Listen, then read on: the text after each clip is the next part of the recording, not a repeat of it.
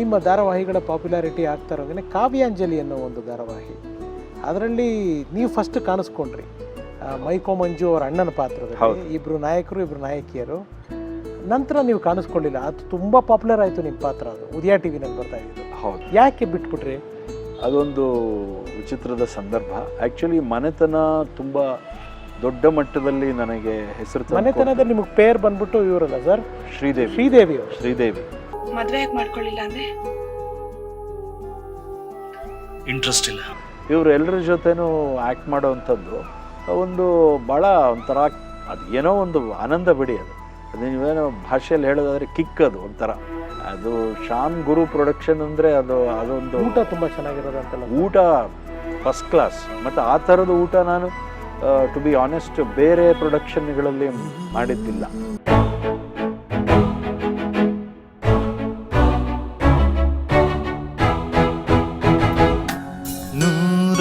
ನೂರೊಂದು ನೆನಪು.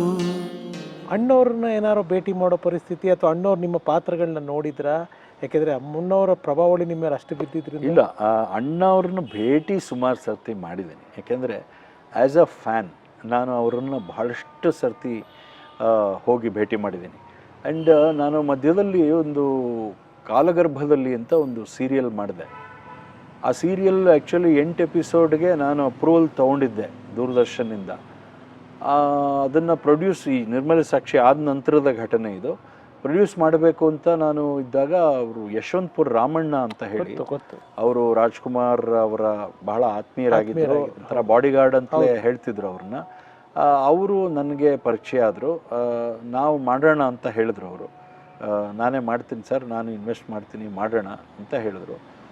ಸೊ ಹಾಗಾಗಿ ಆ ಒಂದು ಸಂದರ್ಭದಲ್ಲಿ ನಾನು ಆ ಸೀರಿಯಲ್ ಮಾಡಿದ್ವಿ ನಾವು. ಆ್ಯಕ್ಚುಲಿ ಕೆಮ್ಮಣ್ಣಗುಂಡಿಗೆಲ್ಲ ಹೋಗಿ ಶೂಟಿಂಗ್ ಮಾಡಿಕೊಂಡು, ಆವಾಗ ಒಂದು ಎಂಟೈರ್ ಟೀಮ್ ಅಲ್ಲಿ ಕರ್ಕೊಂಡು ಹೋಗಿ ಒಂದು 25 ದಿನ ಇದ್ದು ಶೂಟಿಂಗ್ ಮಾಡಿ, ಆಮೇಲೆ ಇಲ್ಲಿ ಬೆಂಗಳೂರಲ್ಲೂ ಶೂಟಿಂಗ್ ಮಾಡಿ ಅದು ದೂರದರ್ಶನಲ್ಲಿ ಟೆಲಿಕಾಸ್ಟ್ ಆಯಿತು.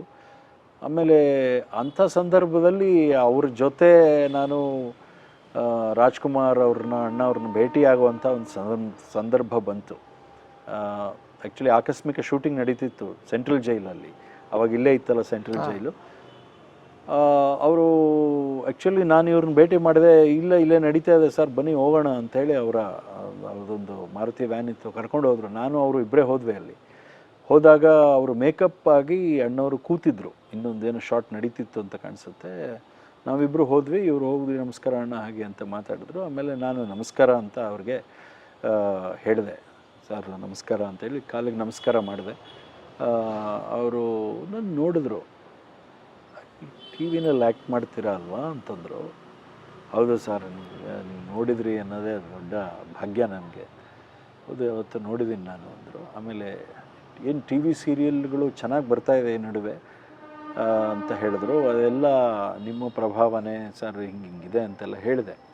ಅದಕ್ಕೆ ಅವರು ಒಂದು ಮಾತು ಹೇಳಿದ್ರು, ಈ ಟಿ ವಿ ಧಾರಾವಾಹಿಗಳು ಬರ್ತಾಯಿದೆ ಒಳ್ಳೆಯದು, ಆದರೆ ಇಲ್ಲಿ ಅವಕಾಶ ಇರೋದು ಹೆಚ್ಚು ಕನ್ನಡ ಕಾದಂಬರಿಗಳನ್ನು ನೀವು ಉಪಯೋಗಿಸ್ಕೋಬೇಕು. ಇದು ನನ್ನ ಸಜೆಷನ್, ಸಲಹೆ ಇದು.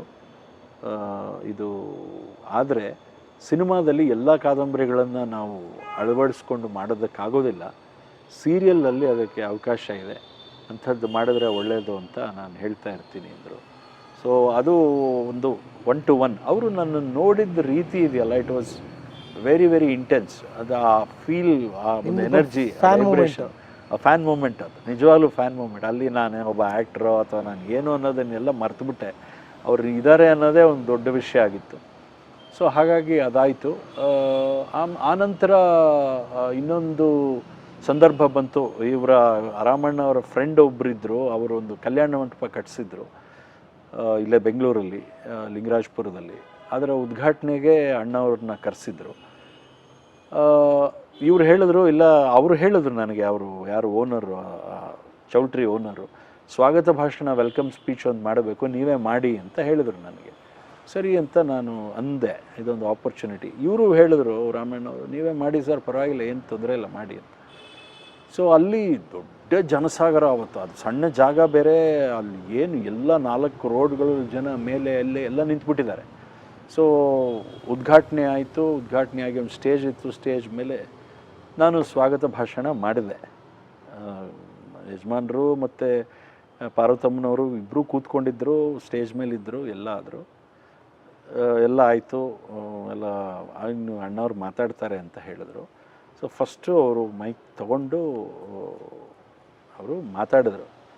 ಫಸ್ಟು ಅವರ ಅಭಿಮಾನಿಗಳಿಗೆ ನಮಸ್ಕಾರ ಹೇಳಿಬಿಟ್ಟು ಫಸ್ಟ್ ವರ್ಡ್ ಹೇಳಿದ್ರು, ಇವತ್ತು ಸ್ವಾಗತ ಭಾಷಣ ಮಾಡಿದವರ ಬಾಯಲ್ಲಿ ಅಪರೂಪದ ಕನ್ನಡವನ್ನು ಕೇಳಿದ ಹಾಗಾಯಿತು ಅಂತ ಹೇಳಿದರು. ನಾನು ಲಿಟ್ರಲಿ ಐ ಗಾಟ್ ಶಿವರ್ಡ್.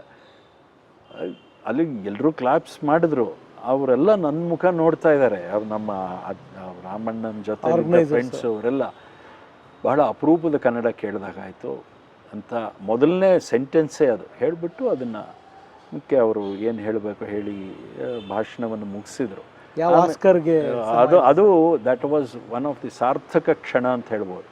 ಏಕೆಂದರೆ ಅವರ ಒಂದು ಪ್ರಭಾವದಿಂದ, ಅವರ ಒಂದು ಇನ್ಸ್ಪಿರೇಷನಿಂದ ಬಂದಂಥ ಒಬ್ಬ ವ್ಯಕ್ತಿಗೆ ಅವರಿಂದ ಈ ಥರದ್ದು ಒಂದು ಮಾತು ಬರಬೇಕು ಅಂದರೆ ಅದು ಇಟ್ ವಾಸ್ ಅ ಬ್ಲೆಸ್ಸಿಂಗ್. ಆಮೇಲೆ ನಾನು ಅದೇ ಮೊಮೆಂಟು ಕೊಡ್ತಾಯಿದ್ರು ಎಲ್ರಿಗೂ, ನನಗೂ ಮೊಮೆಂಟ್ ಕೊಟ್ಟಾಗ ತುಂಬ ಸೊಗಸಾಗಿ ಮಾತಾಡಿದ್ರಿ ಅಂದರು. ಸರ್ ಎಲ್ಲ ತಮ್ಮ ಪ್ರಭಾವ, ತಮ್ಮದೇ ಇದು, ನಂದೇನಿಲ್ಲ ಇದರಲ್ಲಿ ಅಂತ ಹೇಳಿದಾಗ ಅವರು ಒಂಥರ ಹಾರ್ಟಿ ಸ್ಮೈಲ್ ಕೊಟ್ಟು ಅವರು ಒಳ್ಳೇದಾಗಲಿ, ದೇವರು ಒಳ್ಳೇದು ಮಾಡಲಿ ಅಂತ ಹೇಳಿದ್ರು. ಸೊ ಹಾಗಾಗಿ ಅದು ಎರಡನೇ ಒಂದು ಸಂದರ್ಭ. ಅಲ್ಲಿ ಆ ಟೈಮಲ್ಲಿ ನಟರಾಜ್ ಅಂತ ರಾಜ್ಕುಮಾರ್ ಅವರ ತಂಗಿ ಮಗ, ಗೊತ್ತು, ಬಾಲರಾಜ್ ಅವರ ಬ್ರದರು, ತಮ್ಮ ಅವರು ನನಗೆ ಭಾಳ ಕ್ಲೋಸ್ ಆದರು. ಅಲ್ಲಿ ನಾವು ತುಂಬ ಕ್ಲೋಸ್ ಫ್ರೆಂಡ್ಸ್ ಆದ್ವಿ. ಆ ಕಾಲಗರ್ಭದಲ್ಲಿ ಮುಗಿದ ನಂತರವೂ ನಾನು ಬೆಂಗಳೂರಲ್ಲಿ ಇರೋವರೆಗೂ ಅವರು ನನ್ನ ಒಂದು ಫ್ರೆಂಡ್ಶಿಪ್ ಇತ್ತು.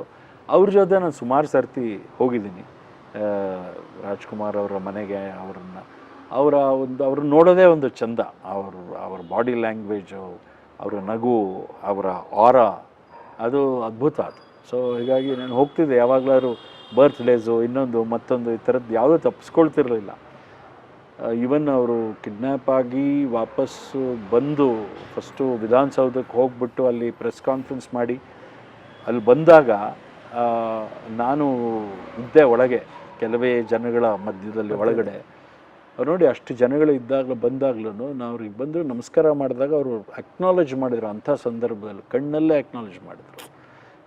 ಅಷ್ಟು ಒಂದು ವ್ಯಕ್ತಿತ್ವ ಅದು. ಆ ವ್ಯಕ್ತಿತ್ವ ಮೇರು ವ್ಯಕ್ತಿತ್ವ, ಅದು ಟಾವರಿಂಗ್ ಪರ್ಸ್ನಾಲಿಟಿ. ಅದು ಹೆಚ್ಚು ಹೇಳೋದಕ್ಕೆ ವರ್ಡ್ಸ್ ಇಲ್ಲ.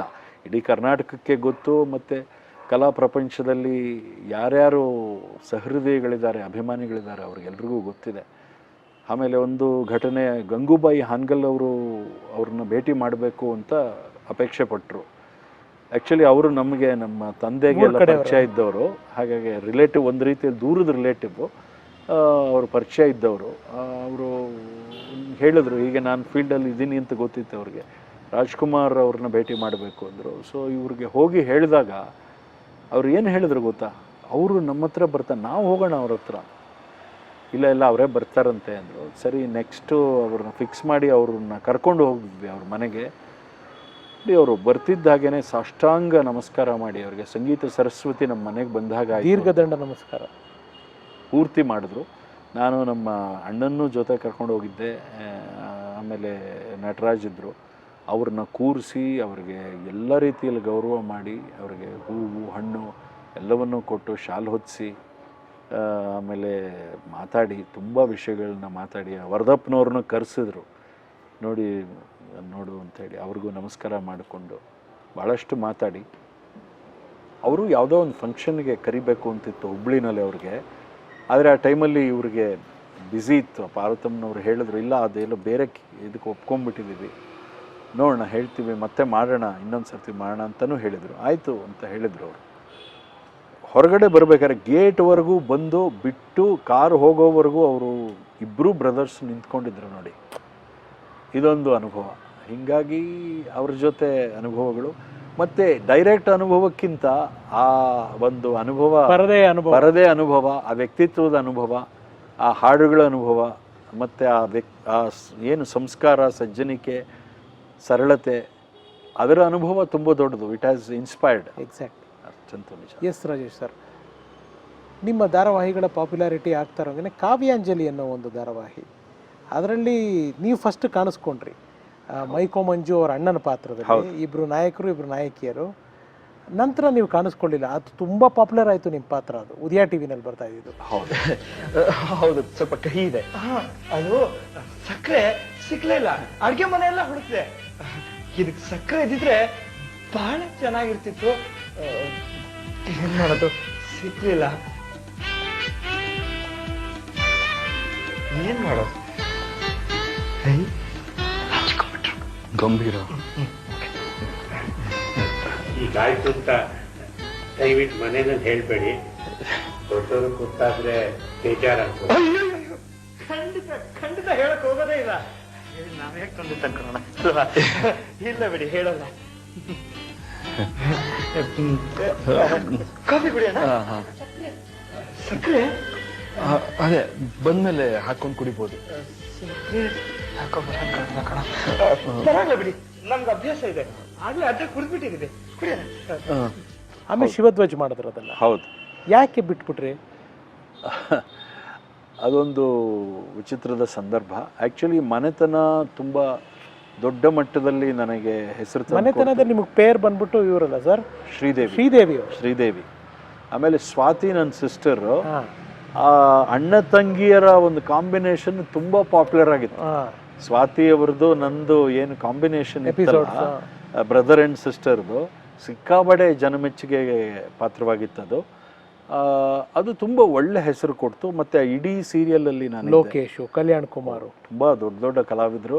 ಮತ್ತು ಅವ್ರ ಜೊತೆ ಎಲ್ಲ ಮಾಡಿದಂಥ ಒಂದು ಅನುಭವ ಮತ್ತು ಅದೆಲ್ಲ ಒಂಥರ ಅದೃಷ್ಟವೇ ಅಂತ ಹೇಳ್ಬೋದು. ಯಾಕೆಂದರೆ ಅಷ್ಟು ಸೀನಿಯರ್ ಆರ್ಟಿಸ್ಟ್ಗಳು ಅವರು, ಬಂಡ್ರಿಬಾಯಿ ಅವರು, ಮೈನಾವತಿಯವರು, ಅವ್ರ ಜೊತೆ ಆ ಸ್ಕ್ರೀನ್ ಶೇರ್ ಮಾಡೋದಿದೆಯಲ್ಲ, ಅದೇ ಒಂದು ಅನ್ಇಮ್ಯಾಜಿನಬಲ್. ನಾನು ಎಲ್ಲಿಂದನೋ ಬಂದವನು ಈ ಮಟ್ಟದಲ್ಲಿ ಬಂದಿದೆ ಅನ್ನೋದು ನನಗದು ತುಂಬ ಹೆಮ್ಮೆ. ಖಂಡಿತ ನಮಗೂ ಹೆಮ್ಮೆ ಸರ್ ಅದು. ಆ ನಂತರ ಎಂಥ ಒಳ್ಳೊಳ್ಳೆ ಬೇರೆ ಆರ್ಟಿಸ್ಟ್ಗಳಿದ್ರು ಮನೆತನದಲ್ಲಿ. ಮಂಡ್ಯ ರಮೇಶ್ ಇದ್ರು, ಅವ್ರ ಜೊತೆ ಆ್ಯಕ್ಟ್ ಮಾಡ್ತಾರೆ. ನಾಗೇಶ್ ಮಯ್ಯ ಇದ್ರು.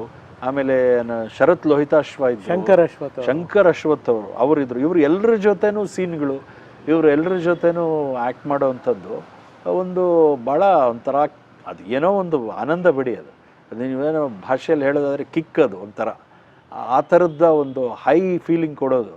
ನಮ್ಮ ಮೇಲೆ ಕೋಪ ಇನ್ನೂ ಆರಿಲ್ವೇನೋ? ಕೋಪನಾ? ನಾನು ಕೋಪ ಮಾಡ್ಕೊಂಡಿಲ್ಲ.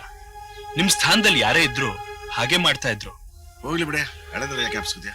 ಮದ್ವೆ ಯಾಕೆ ಮಾಡ್ಕೊಳ್ಳಿಲ್ಲ ಅಂದೆ? ಇಂಟ್ರೆಸ್ಟ್ ಇಲ್ಲ. ಫಿಲಾಸಫಿಕ್ ಥಿಂಕಿಂಗ್ ಕಡಿಮೆ ಮಾಡಿದ್ರೆ ಇಂಟ್ರೆಸ್ಟ್ ಬರ್ತಿತ್ತು. ಇವರು ನಮ್ಮ ಕನ್ನಡ ನಾಡಿನ ಪ್ರಸಿದ್ಧ ಸಾಹಿತಿಗಳು ಪ್ರೊಫೆಸರ್ ದೊಡ್ಡರಂಗೇಗೌಡರು ಅಂತ. ನಮಸ್ಕಾರ ಸರ್. ನಮಸ್ಕಾರ. ಕಳೆದ 3.5 ದಶಕಗಳಿಂದ ನಮ್ಮ ಕನ್ನಡ ಕಾವ್ಯಲೋಕದಲ್ಲಿ ನಿರಂತರವಾಗಿ ಕೆಲಸ ಮಾಡ್ತಾ ಬಂದಿದ್ದಾರೆ. ಜಾನಪದವನ್ನ ತಿಳ್ಕೊಂಡಿರುವಂತಹ ವಿದ್ವಾಂಸರು. ಶೂಟಿಂಗ್ ಮುಗಿದು ಪ್ಯಾಕಪ್ ಆದಾಗ ಏನೋ ಒಂದು ಸಾರ್ಥಕ ಭಾವ ಅದು ಇದ್ದಿದ್ದೇ. ಬಹುಶಃ ನೀವು ಪಿಕ್ನಿಕ್ ಇದ್ದಂಗಿತ್ತು ಅಂತ ಕಾಣುತ್ತದೆ. ಅದ್ಭುತ ಅದು. ಅದು ಶ್ಯಾಮ್ ಗುರು ಪ್ರೊಡಕ್ಷನ್ ಅಂದರೆ ಅದೊಂದು ಊಟ ತುಂಬ ಚೆನ್ನಾಗಿರೋದಂತೆಲ್ಲ. ಊಟ ಫಸ್ಟ್ ಕ್ಲಾಸ್. ಮತ್ತು ಆ ಥರದ ಊಟ ನಾನು ಟು ಬಿ ಆನೆಸ್ಟ್ ಬೇರೆ ಪ್ರೊಡಕ್ಷನ್ಗಳಲ್ಲಿ ಮಾಡಿದ್ದಿಲ್ಲ. ನಮ್ಮ ಪ್ರೊಡಕ್ಷನಲ್ಲೇ ನಾನು ಆ ಥರದ ಊಟ ಕೊಟ್ಟಿರೋದು ಸಾಧ್ಯತೆ ಇಲ್ಲ. ಈ ವಾಸ್ ಗಿವಿಂಗ್ ದ ಬೆಸ್ಟ್. ಅದಕ್ಕೂ ಮುಂಚೆ ಸತ್ಯಾನ್ವೇಷಣೆ ಅಂತ ಒಂದು ಸೀರಿಯಲ್ ಮಾಡಿದ್ದೆ ನಾನು, 13 ಎಪಿಸೋಡು. ಅದರಲ್ಲೂ ಕಲ್ಯಾಣ್ ಕುಮಾರ್, ಸುಂದರ್ ರಾಜು, ಶ್ಯಾಮ್ ಪ್ರೊಡ್ಯೂಸರು, ಗುರು ಡೈರೆಕ್ಟರು. ಅದರಲ್ಲಿ ಒಂದು ಬಹಳ ಬೆಸ್ಟ್ ರೋಲ್, ಇನ್ಸ್ಪೆಕ್ಟರ್ ರೋಲ್. ನನಗೆ ಅದು ಒಂದು ಪರ್ಫಾರ್ಮ್ ಮಾಡೋಕ್ಕೆ ನನಗೆ ಒಂದು ಒಳ್ಳೆಯ ಅವಕಾಶ. ಅದು ತುಂಬ ಒಳ್ಳೆ ಹೆಸರು ತಂದು ಕೊಡ್ತು. ಅದರಲ್ಲಿ ನಾಗೇಶ್ ಯಾದವ್ ಇದ್ದರು, ಬಿ ಸುರೇಶ್ ಅವರಿದ್ದರು. ಅವರೆಲ್ಲ ಅಂದರೆ ನಾವು 3 ಜನ ಕಲ್ಯಾಣ್ ಕುಮಾರ್ ಅವರ ಸಾಕು ಮಕ್ಕಳು. ಒಬ್ಬೊಬ್ಬರು ಒಂದೊಂದು ಪ್ರೊಫೆಷನಲ್ಲಿ ಇರ್ತಾರೆ. ನಾನು inspector, Nagesh Yadav journalist, B Suresh ಅವರು ಅಡ್ವೊಕೇಟು, ಆಮೇಲೆ ಸುಂದರ್ ರಾಜ್ ಅವರು ವಿಲನ್ನು. ಆ conflict between this freedom fighter family and Sundar Raj, ಈ ಥರದ್ದೆಲ್ಲ. ಸೊ ಅದು ತುಂಬ ಪಾಪ್ಯುಲಾರಿಟಿ ತಂದುಕೊಟ್ಟು ನನ್ನ ರೋಲ್ಗೆ ತುಂಬ ಅಪ್ರಿಸಿಯೇಷನ್. ಅದರಲ್ಲಿ ಫಸ್ಟ್ ಟೈಮ್ ಸ್ವಾತಿ ಅವರು ಮಾಡಿದರು, ನಾನು ಸ್ವಾತಿ ಕಾಂಬಿನೇಷನಲ್ಲಿ ಮಾಡಿದ್ವಿ. ಓಕೆ. ಸೊ ಹಾಗಾಗಿ ಆಮೇಲೆ ಮನೆತನ ಅಂತೂ ಇದಾಯಿತು. ಕಾವ್ಯಾಂಜಲಿಯಲ್ಲಿ ಏನಾಯಿತು ಅಂದರೆ, ಅವರು ಅದೇನು ಆ ಕ್ಷಣದಲ್ಲಿ ಕೇಳೋ ಅವಶ್ಯಕತೆ ಇಲ್ಲ. ಈವನ್ ಇದರಲ್ಲೂ ನನಗೆ ಒಳ್ಳೆ ರೆಮ್ಯುನರೇಷನ್ ಕೊಟ್ಟರು ಅವತ್ತಿಗೆ ಕಾವ್ಯಾಂಜಲಿನಲ್ಲಿ. They paid me very well. But ಕೆಲವಾರು ಸಂದರ್ಭಗಳು, ಕೆಲವಾರು ವಿಚಾರಗಳು ಪೈಲಪ್ ಆಗ್ತಾ ಏನೋ ಒಂದು ಕಾಂಪ್ಲಿಕೇಶನ್ ಸ್ಟಾರ್ಟ್ ಆಯಿತು ಆನ್ ದಿ ಅದರ್ ಫ್ರಂಟ್.